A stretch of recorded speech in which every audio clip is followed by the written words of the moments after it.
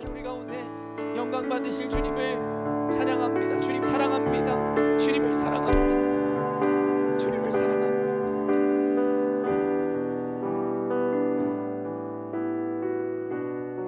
하나님, 오늘도 하나님께서 우리를 부르시고 하나님 말씀으로 축복하사 우리에게 주시는 새로운 소망들과 하나님 소명들을 발견하게 하여 주심에 감사합니다. 하나님 아버지, 주님께서 우리를 창조하시며 주님께서는 큰 꿈을 품고 우리를 만드셨음을 믿습니다. 우리가 울며 주저앉아 있을 때라도 우리의 무능력과 죄성으로 인하여 나는 쓸모없는 자라 조롱하는 마귀의 조롱 가운데서도 나를 큰 용사라 불러주시고 사랑하는 아들이라 불러주시는 주님의 음성 앞에 오늘도 담대함을 입어 나아가기를 원합니다. 주님, 우리 사랑하는 열린문교회 성도들로 하여금 하나님의 그 꿈을 품은 자들로서 하나님 그 소명을 이뤄가야 하는 사명자로서 오늘도 주님 앞에 서게 하여 주시옵소서. 한없이 부족한 우리를 바라볼 때 그 모든 것이 불가능해 보이나 우리가 주님을 의지하고 주의 말씀에 잠기는 순간 우리 안에 불가능이 없음에 담대함의 고백을 할 수 있는 줄로 믿사오니 오늘 말씀을 통하여 우리 가운데 담대함을 허락하여 주시고 말씀을 통하여 세상이 줄 수 없는 위로와 만족과 기쁨으로 우리를 채워 주시옵소서. 주께서 이 시간에도 함께하사 말씀 가운데 역사하여 주심으로 우리에게 허락하시고자 하는 하나님의 음성이 들려지게 하시고 그로 말미암아 주님 앞에 영광 돌려드리는 우리가 되게 하여 주시옵소서. 이 시간 예배 가운데 우리보다 더 사모함으로 이 예배를 기다리셨던 주님 앞에 최선의 예배로 최고의 가치로 하나님께 영광 돌리는 시간 되게 하여 주시옵소서. 감사드리며 거룩하신 예수님의 이름으로 기도합니다. 아멘. 할렐루야. 오늘도 주의 말씀과 은혜를 사모함으로 이전을 찾으신 여러분들을 환영하고 축복합니다. 우리 앞뒤 옆분들 바라보시면서 사랑하고 축복합니다 이렇게 인사하도록 하겠습니다.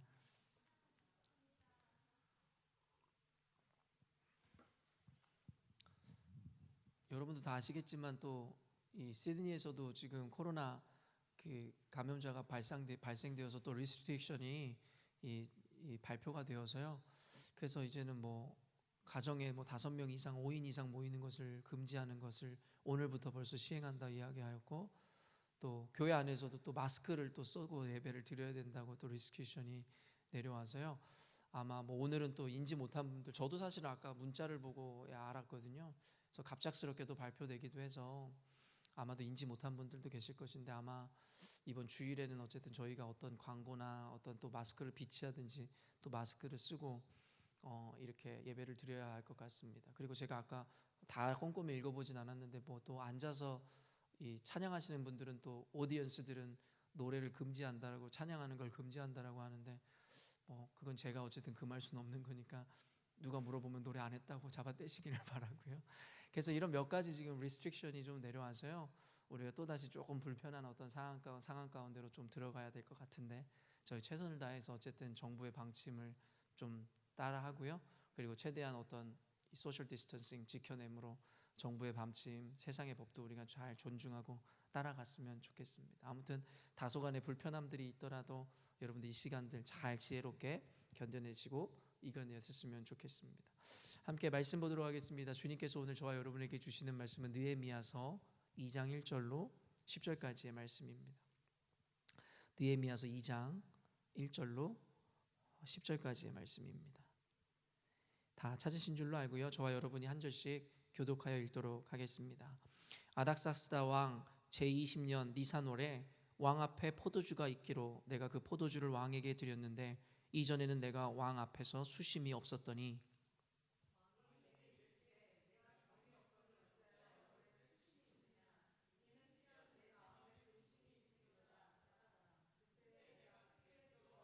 왕께 대답하되 왕은 만세수를 하옵소서. 내 조상들의 묘실이 있는 성읍이 이제까지 황폐하고 성문이 불탔사오니 내가 어찌 얼굴에 수심이 없사오리이까 하니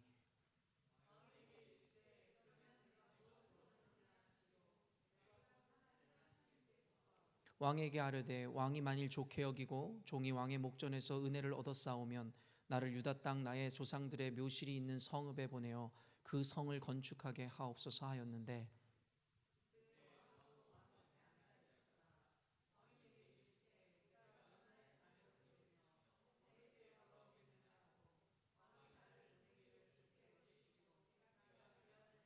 내가 또 왕에게 아뢰되 왕이 만일 좋게 여기시거든 강 서쪽 총독들에게 내리시는 조서를 내게 주사 그들이 나를 용납하여 유다에 들어가기까지 통과하게 하시고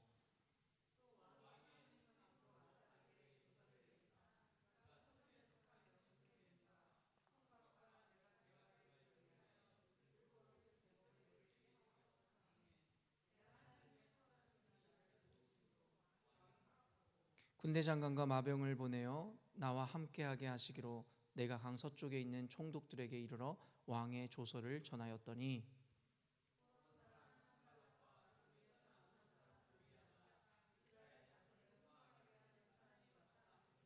심히 근심하더라. 아멘. 오늘은 느헤미야 본문 말씀을 통해서 이 느헤미야라는 사람에 대해서 함께 살펴보며 우리가 말씀을 통해 은혜를 같이 누리는 시간을 갖고자 합니다. 느헤미야에 대해서는 제가 언젠가도 또 한번 설교했던 기억이 있는 것 같고요. 느헤미야는 우리가 워낙 잘 알고 있는 사람이기에 사실은 오늘 본문에서는 우리가 미처 생각해 보지 못한 부분들을 함께 좀 나누었으면 좋겠습니다. 하나님께서는 이 바벨론에 의해서 유다가 멸망케 하셨고 결국에는 그들로 하여금 포로로 끌려가고 70년 후에야 그들이 포로에서 귀환할 것이라고 예레미야를 통해서 예언하셨습니다. 그리고 하나님께서는 결국에는 이 1차, 2차, 3차에 걸쳐서 포로로 끌려갔었던 이 유다, 이스라엘 사람들을 귀환하게 하는데요. 잘 알고 계시겠지만 1차는 수룹바벨에 의해서, 2차는 에스라에 의해서, 3차 느헤미야에 의해서 결국엔 그 귀환이 완성되어지는 것을 보게 됩니다. 우리는 느헤미야를 잘 알고 있지만 느헤미야는 성벽을 다시금 재건했던 사람으로 유명하고요.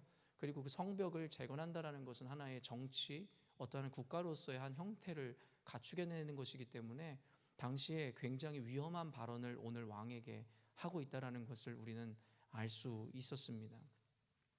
그런데 느헤미야가 이렇게 담대한 발언을 하고 그와 같이 정말 어떻게 보면 잘못하면 왕을 반역하고 모반을 일으키려고 한다라고 인식되어질 수 있는 그러한 일들을 이렇게 감행할 수 있었던 그 이유와 근거가 무엇일까를 오늘 본문에서 우리가 좀 살펴보았으면 좋겠는데요.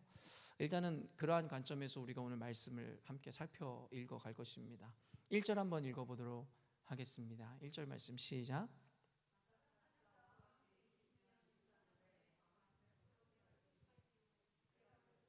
왕에게 드렸는데 이전에는 내가 왕 앞에서 수심이 없었더니, 말 그대로 느헤미야서의 배경은 바벨론에 의해 포로로 끌려갔던 그 이스라엘 백성, 그리고 여러분 다니엘서에 잘 나와 있지만 결국에는 느부갓네살 왕에 의해서 그 바벨론에 의해서 유다가 이 멸망을 하게 되고 포로로 끌려가게 되는데, 다니엘서에서 보면은 그 이 바벨론이 바사, 바로 페르시아라는 국가로 이 통치자가 바뀌는 장면을 우리들에게 그려주고 있는데, 바로 느헤미야서의 배경은 이 바벨론의 포로로 잡혀갔다가 바사에 의해 그 주인이 바뀐 때에 때를 기록하고 있는 이 본문입니다.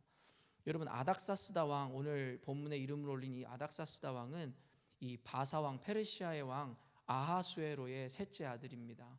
언젠가도 이야기했지만 아하수에로 왕은 에스더의 남편이자 우리가 잘 알고 있는 크세스입니다. 그리고 오늘 아닥사스다 왕은 그 크세스의 셋째 아들이고, 결국엔 이 아닥사스다 왕은 부친을 암살한 아르파타나라는 사람을 죽이고 왕위에 올라가게 된 사람입니다. 그리고 느헤미야는 그때 당시에 술 맡은 관원장으로 말 그대로 고위관직에 앉아 있었던 사람입니다. 얼마나 높은 자리인지에 대해서는 우리가 쉽게 이거다라고 규정할 수는 없겠으나 정황상으로 떡 맡은 관원장, 술 맡은 관원장이라 하면 그 왕에게 들어가는 그 음식, 말 그대로 어떻게 거기다 독을 넣어서 암살을 할 수 있거나 이런 시도가 있을 수 있는 어떤 그 과정 가운데 있는 이기 때문에 정말 믿을만하고 신뢰할 만한 사람을 세우지 않았을까. 그리고 결코 그 자리가 낮은 관직이 아니었을 것이라는 것이 모든 역사가들이나 학자들이 이야기하는 바입니다. 그렇기 때문에 느헤미야는 비록 이방인이었으나 그곳에서 여러 가지 어떤 은혜를 힘입고 또한 그의 성실함과 어떤 그의 능력을 통해서 결국에는 그 바사 왕에게까지 인정을 받아 술 맡은 관원장이라는 어떤 고위관직에 앉아 있었다라는 것이에요. 말 그대로 그는 이방에서 살고 있는 이방인이었지만 그는 어떻게 보면 더할 나위 없는 높은 지위에서 어쩌면 부와 명예를 누리고 살았던 사람일 것입니다. 그러나 오늘 본문을 보니까 그가 그러한 어떠한 이 고위 관직에서 높은 지위를 누리고 살던 그가 근심 가운데 수심 가운데 있는 장면을 오늘 본문에서 그리고 있다라는 거예요. 그리고 그 이유가 이러하다고 느헤미야 1장에선 밝히고 있는데요. 느헤미야 1장 2절에서 3절 한번 읽어보겠습니다. 시작.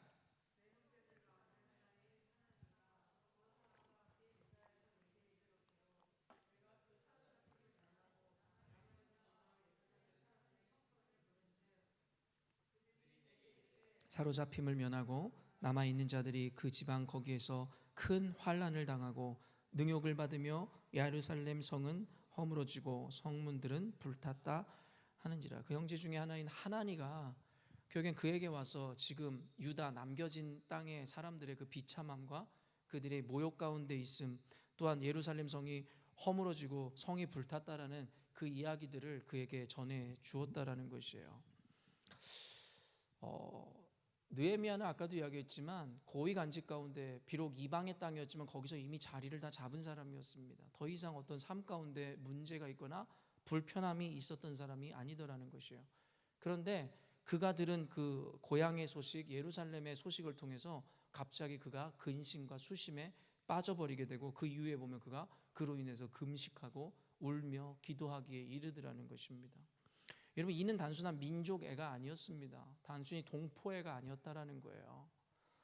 여러분, 이스라엘은 어떤 백성들이죠? 바로 하나님의 언약의 백성, chosen people입니다. 선택받은 자들이라는 거예요. 고대에서의 전쟁은 여러분 성전이라 이야기했잖아요. 각 민족들끼리 전쟁을 하지만 결국엔 신들의 전쟁이라 생각했어요. 그래서 그 전쟁에서 지면 그들의 신이, 그들의 하나님이 진 것이라고, 패배한 것이라고 인식하였다라는 것입니다. 저는 여기서 느헤미야의 고통과 이 호소는 단순히 민족의 차원을 떠나 하나님의 영광이, 그리고 하나님의 그 아름다움이 무너졌음에 대한 그 고통이었을 것이라고 저는 생각합니다. 그래서 느헤미야는 1장 10절에 이렇게 이야기하는데요. 느헤미야 1장 10절 시작.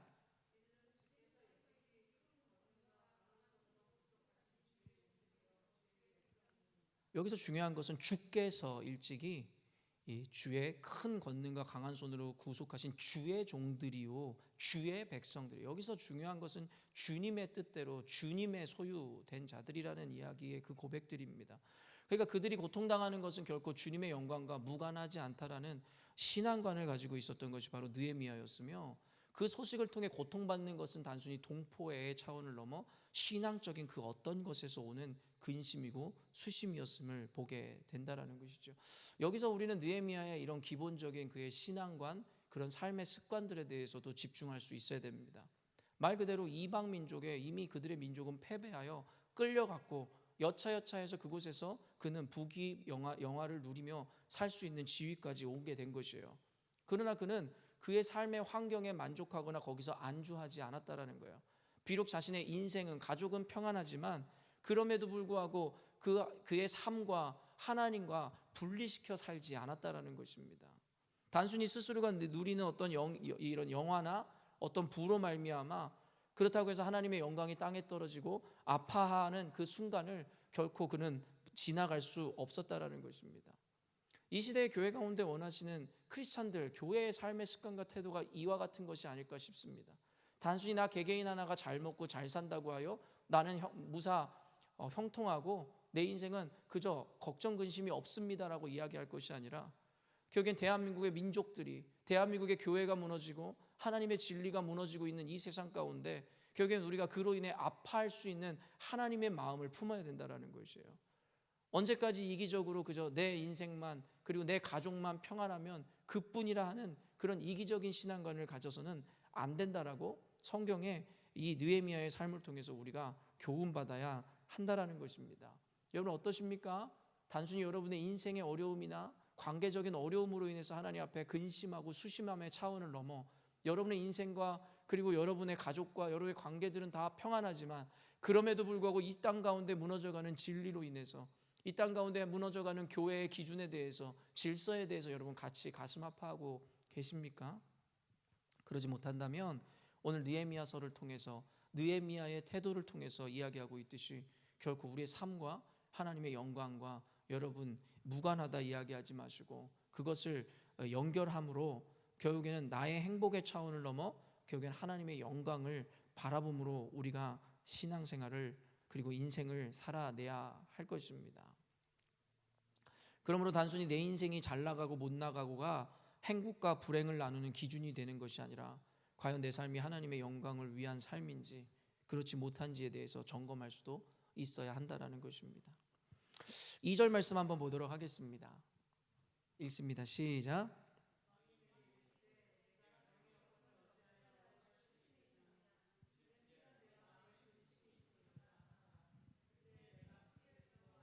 결국에는 1절에서 읽었듯이 왕에게 포도주를 이렇게 따라 드리는데 그 얼굴에 근심과 수심이 있음을 보고 왕이 그에게 묻더라는 거예요. 네가 병이 없는데 어찌해서 얼굴에 이렇게 수심과 근심이 가득하냐? 필연 내 마음에 어떤 근심이 있음이로다, 이렇게 이야기하더라는 것이죠.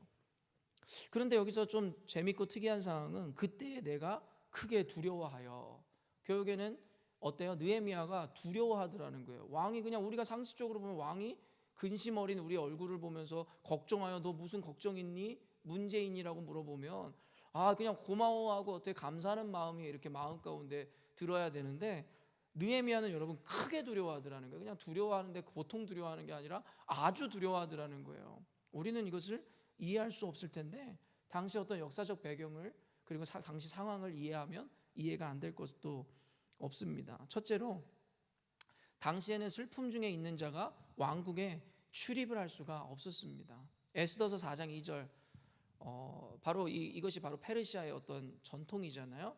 물론 이 아닥사스다 왕보다 그 위에 그의 아버지 때의 이야기이긴 하지만 아마 이 왕궁의 이 법도가 그대로 이어졌을 확률이 굉장히 높죠. 한번 읽어볼까요? 시작.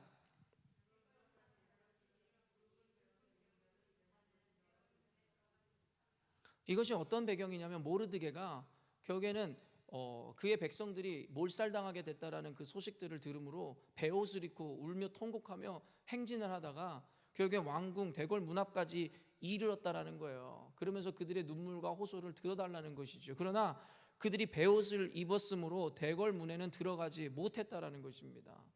그때 당시에는 베옷을 입거나 슬픔에 잠긴 자들이 왕 앞에 들어가거나 왕과 접견할 수가 없었다라는 거예요. 그 이유가 여러분 어떤 미신적인 의미가 작용되었을 수도 있을 것입니다. 왜냐하면 여러분 우리 그런 것들 많이 하잖아요. 만약에 가족 중에 누가 상을 당하거나 어려움을 당하면 결혼식이 있을 때 거기서 참여하지 말라고. 옛날에 어떻게 보면 그런 재수 없음이 아니면 그 슬픔이 가장 기쁜 순간에 어떤 해를 끼칠까봐 어떤 미신적인 전통을 가진 우리나라의 어떤 모습들도 있지 않았겠습니까? 그러니까 당시에는 전쟁 국가들이고 또 왕이라는 어떤 신분을 고려할 때에 어떤 이런 미신적인 요소 때문에 슬픔이 있거나 아픔이 있거나 상중에 있거나 어려움을 당한 자가 감히 왕 앞에 나가는 것은 뭔가 미신적으로라도 좋지 않게 인식되었을 수도 있을 것입니다. 그러나 이것은 차차하고라도 그때 고대 당시의 어떤 상황들을 보면 결국에는 왕이 어떤 연회를 베풀거나 기쁨 가운데 그리고 어떠한 왕이 삶을 살아가는 데 있어서 어떤 백성들이나 하찮은 이들이 와서 그의 슬픈 기색을 내어 왕의 기쁨을 억제하는 것을 바로 불충하다라고 생각했다라는 거예요. 그러니까 왕은 늘 행복해야 되는데 자신의 그 걱정 때문에 근심하는 것도 아니라 왕 앞에 하찮은 어떤 백성들, 어떻게 보면 그때 당시 왕에게는 벌레만도 못한 이들이 와서 그의 근심과 수심 때문에 왕의 그 기쁨에 조금이라도 크랙을 가게 한다면 그것은 불충으로 간주되었다라는 거예요. 그러니까 감히 신하가 근심을 왕 앞에서 드러낼 수조차도 없었다라는 거예요.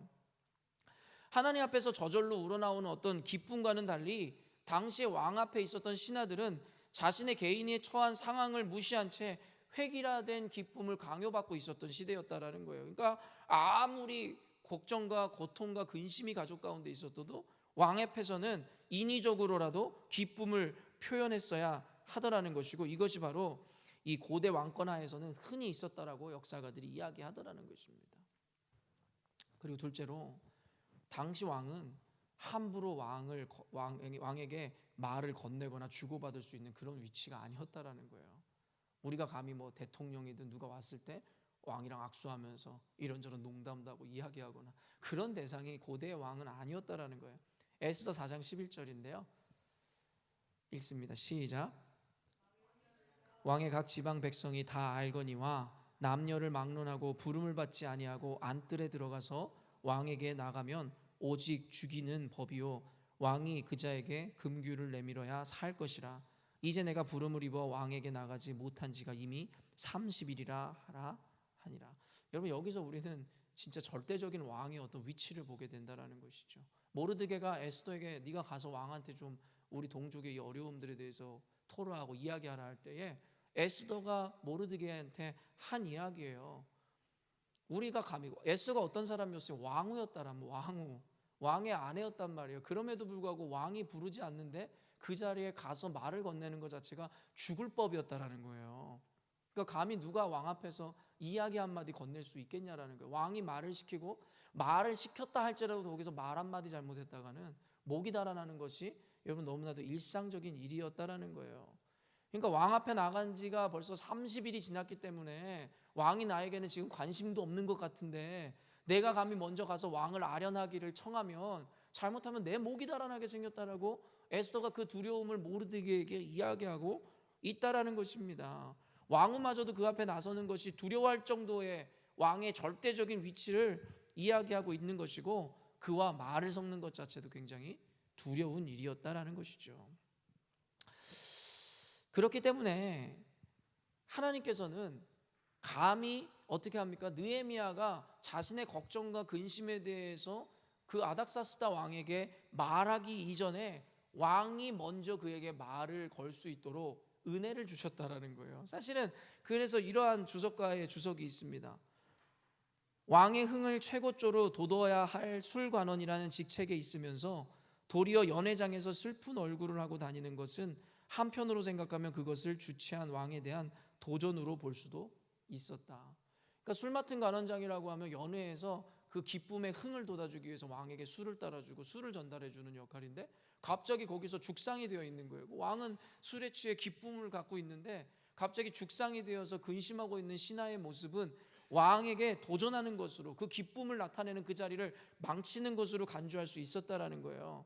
그런데 하나님의 은혜를 입었다라는 것은 무엇이냐면 결국엔 그 근심 어린 표정을 통해서 살아남은 것만으로도 기적이지만 결국엔 그 근심함에 있어서 왕이 먼저 그에게 묻는 은혜를 입게 되더라는 것이죠. 그래서 왕이 오늘 그에게 말을 건냄으로 말미암아 그가 먼저 왕에게 이야기함으로 죽임당하는 것을 면하게 하고 그의 청을 한 왕에게 아랠 수 있는 계기를 만들었다라는 것이죠. 근데 저는 오늘 이러한 어떤 은혜의 시간들에 앞서 과연 그가 이러한 은혜를 입게 될 수 있었던 그 비결이 무엇이었을까에 대해서 함께 이야기해 보고 싶었다라는 거예요. 여러분, 이 느헤미야가 지금 왕에게 그 근심의 소식을 듣고 왕에게 나아가게 된 이 시점, 그 중간에 지금 얼마의 시간이 지났는지 알고 계세요? 여기에 지금 참고할 수 있는 게 있는데요. 느헤미야서 1장 1절 한번 읽어볼까요? 느헤미야서 1장 1절 시작. 아닥사스다 왕 제20년 기슬르월에 내가 수상궁에 있는데, 여기서 보면 기슬르월이라고 이야기하면서 그때 당시가 지금 어떤 시기인지에 대해서 이야기하고 있는데요. 기슬르월이라는 것은 약 11월에서 12월경을 이야기하는 거예요. 그러니까 11월에서 12월경에 그가 하나님 일을 통해서 유다의 참상을 듣게 되었다라는 거예요. 그런데 오늘 본문에 여러분 아까 1절 읽어봤잖아요. 1절에 뭐라고 이야기하죠? 1절 다시 띄워줄 수 있나요? 시작. 아닥사스다 왕 제20년 니산월. 여기 아까는 기슬르월이었고 지금은 니산월이라는 거예요. 그럼 니산월은 언제일까요? 약 3, 4월을 뜻한다라는 거예요. 그럼 아까는 기슬르월은 11월에서 12월경이고 니산월이라고 하면 3월에서 4월을 뜻하는데, 여러분 아까 말했지만 기슬르월에 그 하나님을 통해서 그 유다의 참상을 듣고 나서 그 뒤에 본문을 읽지 않았지만 그가 심히 슬퍼하고 옷을 찢고 금식하며 슬퍼하여 하나님께 기도했다라는 거예요. 그가 기도한 시간이 얼마라고요? 약 4개월입니다. 여러분 그가 왕 앞에 나아갈 때요, 그는 기도로 무장하고 준비를 했다라는 거예요. 물론 역사가들이나 학자들은 그가 4개월 만에 왕을 아련할 수 있었던 이유에 대해서 여러 가지 어떠한 이야기들을 하지만, 물론 그것도 틀린 것은 아니겠지만 저는 느헤미야가 감히 이와 같은 어떤 개혁이나 어떤 이와 같은 청을 왕에게 하기에 앞서 그는 기도했다라는 거예요. 기도로 준비했다라는 거예요. 자신의 목숨을 걸었다라는 거예요. 여러분 에스더가 왕 앞에 나아가면서 모르드게에게 했던 이야기가 무엇입니까? 나를 위해서 민족들이 다 같이 금식하고 기도해 달라는 거예요. 그러면서 이야기하는 게 뭐예요? 내가 죽으면 죽으리라. 여러분, 그들이 이렇게 단행할 수 있었던 건 생명을 걸었다라는 거예요. 여러분, 우리가 말이 쉬워 생명을 거는 것이지 지금 그는 호의호식을 누리며 살 수 있는 입지에 있었다니까요. 왕에게 총애를 받으면서 살고 있었다니까요. 그런데 괜한 동족을 위해서 생명을 걸겠어요? 물론 아까도 얘기했지만 동족이 아니라 하나님의 영광 때문이었다라는 거예요. 그러나 그럼에도 불구하고 그가 그 사명을 감당한다라는 것이, 그러한 청을 한다는 것이 너무나 두렵고 무서웠던 거예요. 지금도 그래서 이야기하잖아요. 왕이 너한테 무슨 걱정 근심 없니 그랬더니 그가 크게 두려웠다라는 거예요. 왕이 물었음에도 불구하고 두려워했다는 거예요. 그런데 그가 준비하는 이 청을 하기에 앞서서 얼마나 무서웠겠어요. 생명이 날아가고 그의 가족이 참수당할 수도 있는 그런 위기 가운데, 그렇기 때문에 그는 4개월 동안 금식하며 기도했다라는 것입니다. 사랑하는 성도 여러분, 저는 이 시대의 교회가 세상 가운데서 힘을 잃고 세상을 두려워하는 이유가 한 가지라고 생각해요. 왜냐하면 기도를 잃어버렸기 때문이라는 거예요. 많은 이들이 여러분 입을 모으는 것이 대한민국 교회의 부흥은 교회는 통성기도에 있었다라고 이야기하잖아요. 그만큼 정말 코리안 프레이어라고 할 정도로 한국인들의 기도는 뜨거웠으며 한국인들의 기도는 뭔가 정말 특별했어요. 근데 현대교회에서는 여러분 조금씩 기도가 사라지기 시작해요. 현대교회에서는 기도 모임이 인기를 잃어가고 있어요. 단순히 제가 어렸을 때만 해도 여기저기서 3, 4, 5 모여서 자기들끼리 목회자가 껴있지도 않았어요. 제가 어렸을 때 기도회를 생각해 보면 목회자는 있지도 않았어요. 그냥 어떤 공예배에서나 목회자가 있었지 소그룹 모임에서 목회자가 없었다고요. 자발적인 모임에 의해서 그저 신앙의 선배들이나 신앙인 어떤 누군가가 인도하며 그들은 그냥 주중에서도 모여서 기도하고 그냥 기도했었어요. 근데 지금은 그런 모임이 없어요. 어쩌다가 공식 예배에 기도회가 있어도 거기에 나오는 것조차도 꺼려하는 것이 요즘에 어떤 모습인지 모르겠습니다. 여러분, 어떤 이는 기도는 우리 영혼의 호흡이라고 이야기합니다. 우리 생명의 호흡이라고 이야기하고 있다라는 거예요. 말 그대로 기도하지 않으면 숨을 쉬지 않는 것과 같다라고 이야기하는 것이고, 그만큼 기도가 얼마나 중요한 건지에 대해서 이야기하는 것이겠죠. 그러나 현대교회는 그 기도를, 그 호흡을 잃어버렸다라는 거예요. 그러니까 세상의 위협과 두려움 앞에서 그냥 무너질 수밖에 없는 거예요. 여러분, 무너지는 건 당연한 거예요. 왜냐하면 두렵잖아요. 당연하죠. 여기 서 있는 목사도 무섭습니다. 저도 때로는 도망하고 싶어요. 앞으로 내가 사역해 나갈 이 세상이, 그리고 복음을 전해야 되는, 그리고 세계관을 바꿔줘야 되는 이 세상이 너무 무섭습니다. 도망하고 싶다라는 거예요. 그런데 성도들은 어떻습니까? 저처럼 그저 생명을 애초에 걸기로 작정하고 이 자리에 쓴 사람도 두려운데, 신앙생활하는 성도들이 세상의 위협 앞에서, 세상의 도전 앞에서 두렵지 않은 것이 더 이상하겠죠. 두려운 것은 당연한 거예요. 그럼에도 불구하고 성경에서는 그 두려움을 이겨내어 하나님의 도전을 받아내고 그 사명을 완수하라고 이야기하잖아요. 그런데 그 두려움이 너무나 당연한 것이기에 우리에게 요구하는 게 뭐예요? 기도입니다. 기도에서 그 두려움을 능가하라는 것이고 담대하라는 거예요. 예수님의 겟세마네 동산의 기도를 생각해 보십시오. 그는 십자가에서 죽어야만 인류를 구원할 수 있다는 것을 알고 계셨어요. 그럼에도 불구하고 두려우셨죠. 왜냐하면 완전히 하나님이시면서도 완전한 인간으로 오셨기 때문에 그 고통에 대한 두려움과 그 아픔에 대한 여러분 무서움을 알고 있었다라는 거예요. 무엇보다 능욕받음과 수치당함의 그 두려움을 알고 있었다라는 거예요. 예수님도 그래서 그것을 감당할 수 없기에 주님 앞에 나아가 기도한 것이에요. 기도한 것이라고요. 그리고 마침내 그렇게 3번을 기도하고 나서야 담대함을 입어 주님의 뜻을 이루어 줄 것을 담대함으로 고백하며 그 십자가의 길을 걸을 수 있었다라는 것입니다. 사랑하는 성도 여러분, 제가 아까 기도할 때도 이야기했지만 주님께서 우리에게 사명을 주셨단 말이에요. 교회는 사명을 위해 존재합니다. 그냥 교회로 세워지는 것 자체로서의 의미는 없어요. 하나님께서 우리를 창조하신 이유와 목적이 있고, 결국에는 하나님의 영광을 위해 세상에 죽어가는 수많은 영혼들에게 하나님의 복음을 가르치고 하나님의 도를 가르치라고, 전도하라고 교회를 세우신 것이란 말입니다. 근데 그것이 쉽지가 않아요. 그런데 쉽지 않기 때문에 기도해야 합니다. 기도하지 않으면 우리는 무너질 수밖에 없고 두려움에 먹혀버릴 수가 밖에 없다라는 것입니다. 여러분, 기도해야 할 때라는 걸 잊지 마십시오. 특별히 여러분의 인생 가운데, 삶 가운데 두려움, 내가 넘어설 수 없을 것 같은 장벽과 같은 것이 서 있다면 여러분 기도하십시오. 기도해서 그것에 도전할 수 있는 용기를 얻으셔야 된다는 거예요. 저는 느헤미야의 이 4개월 동안의 금식 기도는 결국에는 왕 앞에 서서 감히 자신의 민족을 위해 성벽을 재건할 수 있도록 그것을 간청하는 그러한 담대함을 갖게 할 수 있는 원동력이었다라고 생각하더라는 것입니다. 그리고 3, 4절 한번 읽어보도록 하겠습니다. 3, 4절 말씀 시작.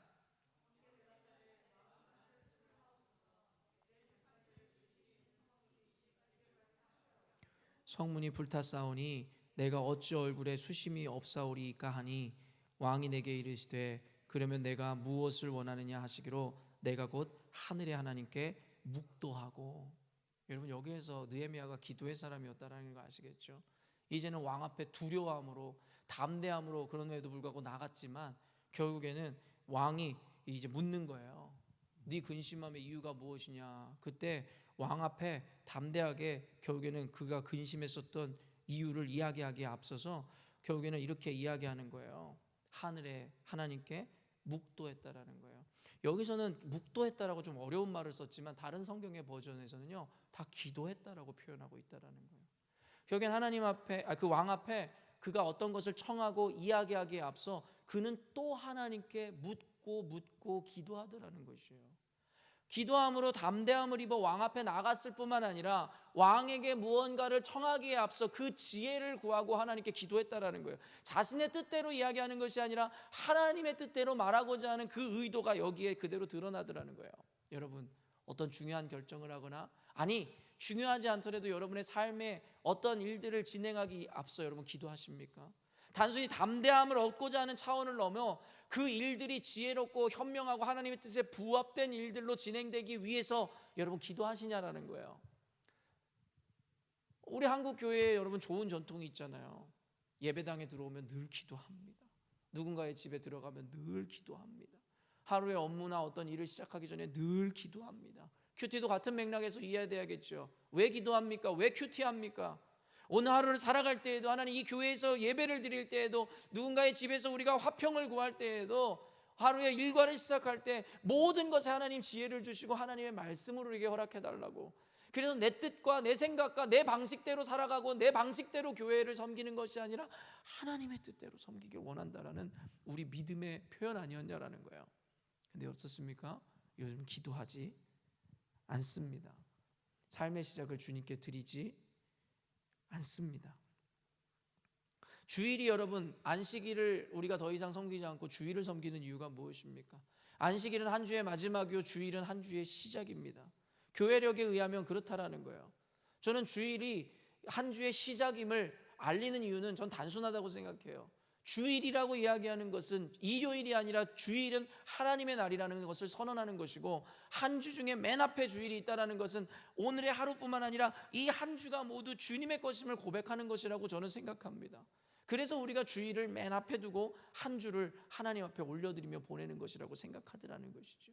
느헤미야는 그가 왕 앞에 이야기하기 전에도 하늘을 바라보며 기도했다라는 것이에요. 어떤 내용을 기도했는지는 모르겠지만 그랬겠죠. 하나님, 내가 할 말을, 그리고 그 지혜를 내게 허락하여 주시옵소서. 하나님, 내가 이 두려움을 이겨내고 왕 앞에 해야 할 말을 할 수 있는 담대함을 허락하여 주시옵소서. 하나님, 마귀가 틈타 왕과의 대화 가운데 끼어들지 못하도록 주님 철저하게 보호하여 주시옵소서. 여러분, 기도해야 할 때입니다. 교회를 위해서, 국가를 위해서, 전 세계 열방을 위해서, 작게는 여러분의 가정과 인생을 위해서 기도해야 될 때입니다. 오직 기도만이 이런 유가 날 수 있게 한다라고 성경에서는 이야기하고 있다라는 것이죠. 마지막으로 이 오늘 본문 8절 한번 띄워주실 수 있나요? 8절 말씀 한번 읽어보도록 하겠습니다.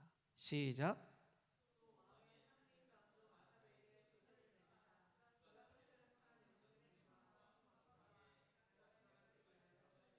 들보를 쓸 제목을 내게 주게 하옵소서. 아멘.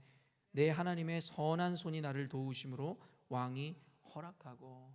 여러분, 지금 말도 안 되는 일들이 벌어지고 있는 거예요. 우리는 지금 성경을 읽으면서 너무 당연하게 생각하지만 방금도 제가 논하였듯이 느헤미야가 왕 앞에서 근심 어린 수심이 가득 찬 표정을 진 것 자체가 문제예요. 그리고 왕이 물었을 때 그와 대화를 한다는 것 자체가 황송하고 목숨을 건 일이었다라고요. 그리고 그에게 청한 일이 무엇이에요? 그들에게 포로로 있는 국가의 성벽을 재건하게 하는, 어떻게 보면은 모반을 일으키고 그리고 배신하려고자 하는 그런 인식을 가질 수 있을 만한 청을 감히 하고 있다라는 거예요. 그런데 여러분, 거기에 앞서서 오늘 본문을 여러분 읽어보았지만 느헤미야가 이야기하는 청이 뭔지 아세요? 이제는 자기가 그곳에 갈 수 있는 그 길을 허락해 주시고, 더 넘어서 결국에는 살림 감독 아삽에게 조서를 내려서 결국에는 우리 민족을 위해 성벽을 쌓고 성곽을 쌓는데 거기에 필요한 목재들을 좀 허락해 달라고 이야기하는, 이게 지금 간이 배 밖으로 나온 거 아닙니까?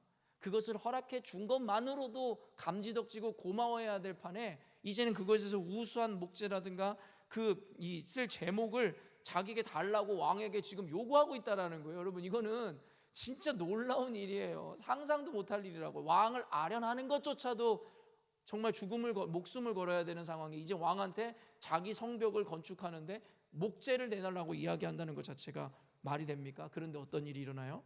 내 하나님의 선한 손이 나를 도우심으로 왕이 허락하고, 이 허락은 일반적인 허락이 아니었음을 분명히 이야기하죠. 왜죠? 하나님의 선한 오른손이 나를 도우심으로 왕이 허락했다라는 거예요. 그렇다면 하나님의 손이 그를 도왔던 그 근거가 무엇입니까? 그의 기도였다라는 거예요.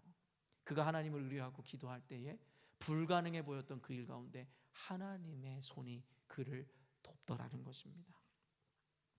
사랑하는 성도 여러분, 많이 시간 관계상 길게 논할 수 없으나 느헤미야가 이와 같은 놀라운 사명을 감당할 수 있었던 것은 여러분 그의 기도에 그 근거가 있음을 오늘 본문은 분명히 이야기하는 거예요. 4개월간의 그 기도를 통해 그의 마음을 무장하였고, 불가능해 보이고 두려운 그것에 도전할 수 있는 담대함을 기도를 통해서 얻었습니다.